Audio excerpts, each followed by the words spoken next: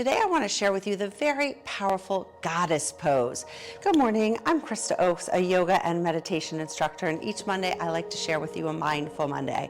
When you do goddess pose standing, the feet go nice and wide, the toes turn out, and then as you bend the knees, you drop the pelvis down and open the arms.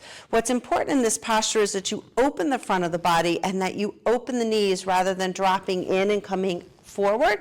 You want to open and expand, and as you inhale you can reach all the way up, and then as you exhale come all the way back down again. If this feels like a big challenge to do this standing, you can do the same pose with the chair. Sit to the front edge of the chair, open the knees, open the feet, open the arches, take the arms, reach them up, inhale, reaching all the way up, and then exhale, bringing down. What's important is to keep those legs from dropping in and keep them open.